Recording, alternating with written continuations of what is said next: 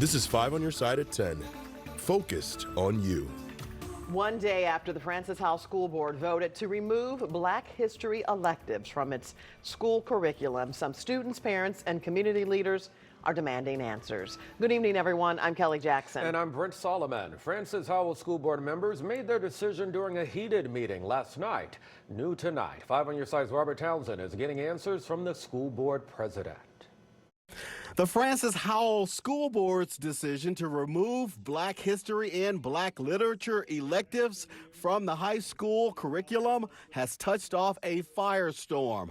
Many students, parents, and community leaders call it a bad move. I think it's actually sickening. Ryan Fleming is a sophomore at Francis Howell North High School. I think it's extremely ridiculous that we're taking away an elective course that people are actively taking in order to better themselves and educate themselves. We're going backwards. Let them learn!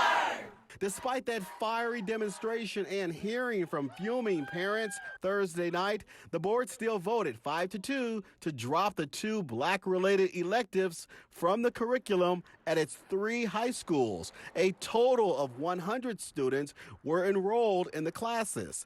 Board members Randy Cook, President Adam Bertrand, Jane Pushkar, Mark Ponder, and Randy Harmon voted to remove the electives.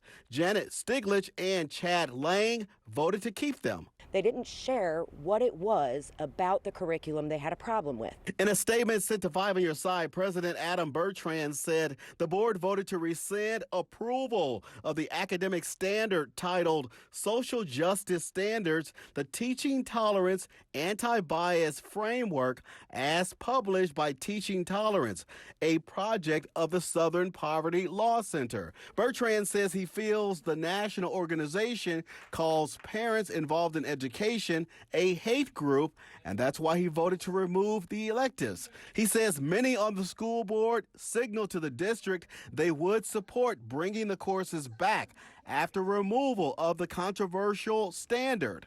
That, I believe, is just not true because they made that same promise with the resolution against racism and discrimination, and they dropped it. They never revisited it. We are not going to back down. We are not going to allow them to continue to promote their anti-Black, anti-equity, anti-inclusion procedures. Robert Townsend, 5 on your side. All right, Robert, thanks. So no white Christmas in store this holiday, but Mother Nature could send some rain our way. Yeah, 5 on your side's Jim Castillo is here with your weather first forecast. Jim. Happy Friday night before Christmas. Excuse me. So what we have is still a little bit of rain out there from system number 1. So at Lambert right now, the temperature actually went up 1 degree. In the last hour, it's still at 54 degrees. So this mild air, this warm air, even areas of fog likely tonight as that rain finally begins to taper off from system number 1. But on the Weather First Doppler radar, you can still see some green from Bridgeton to Melville, even Belleville, which had about a ½ an inch of rain today. And Waterloo had almost an inch of rain today, but at Lambert about 2/10 of an inch so far. So there's still some rain out there. It comes to an end, and there are those rain totals from that first system, even Washington, Missouri coming in at 2700ths. So weather headlines, that weather system number 1 moves east, so we're dry on Saturday, and we are warm. We're in the 60s. Then system 2 arrives late Sunday night. I'll time out that rain chance, and it's not snow or ice, but rain chance and warm temperatures coming up in just a bit.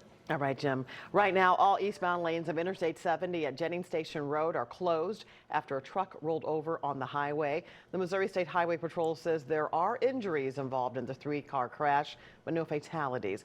They say the tractor trailer's fuel tanks were damaged and leaking. Officials are investigating what caused the accident. Once the roads are open again, we'll let you know. St. Louis police now confirming a story we were the first to break. Thursday, the department shared body cam footage to some city aldermen and to the mayor's office. It shows the moments after a police SUV crashed into a bar. But they aren't showing that video to the public, citing a state law. We checked that state law, and it says police body cam footage can't be released until the court orders it or if an investigation becomes inactive. Alderman Rasheen Aldrich says it's important for Police Chief Robert Tracy to be transparent here. So far, the chief has not publicly addressed this situation. I still got hope in him, but, you know, for him not to even say anything on the situation, I think is a little problematic. I think, you know, with him being the leader of the city of St. Louis when it comes to police department, his voice could be very important to kind of easing a lot of this confusion and uncertainty when it came to Bar PM. 5 on Your Side has reached out to Chief Tracy. He has not responded yet.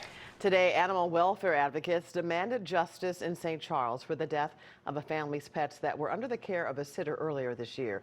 The pet's owner, Tommy Love, says her stepdaughter, Alicia Mollering, killed the animals and lied about it. Mollering is facing felony charges for drug possession and misdemeanors relating to the pet's deaths, but Love and others say the case was not properly investigated and Mollering should face felony charges for the pet's deaths. The charges for that small amount of drugs she had in her possession are a felony, way more serious than stabbing a dog to death, which can be a precursor to murdering more animals. And it shouldn't be a misdemeanor. The St. Charles County Prosecuting Attorney's Office says felony charges can't be made since experts couldn't determine if the stab wounds happened before or after the animals' deaths. Some of the protesters followed a maintenance man into the closed government building. Police were called, but the situation ended quickly. Well, Kelly, there's a social media post. It's actually on Instagram, on X, it's on TikTok, and it's blowing up. It is, and it is encouraging iPhone users to give Siri a specific command without saying what the command does.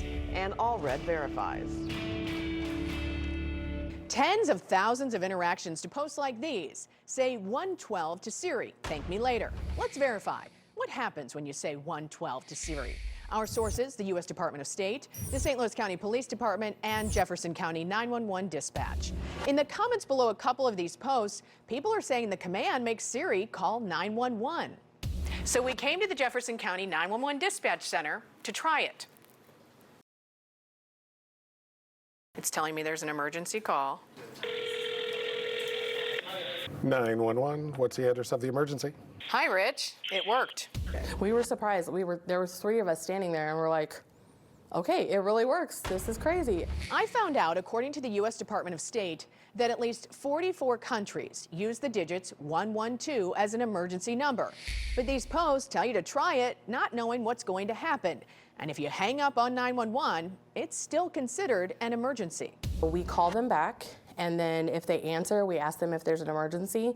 If they don't answer, we put it in, and the supervisor determines whether we send somebody or not. So we get a GPS location for the cell phone from the cell phone company.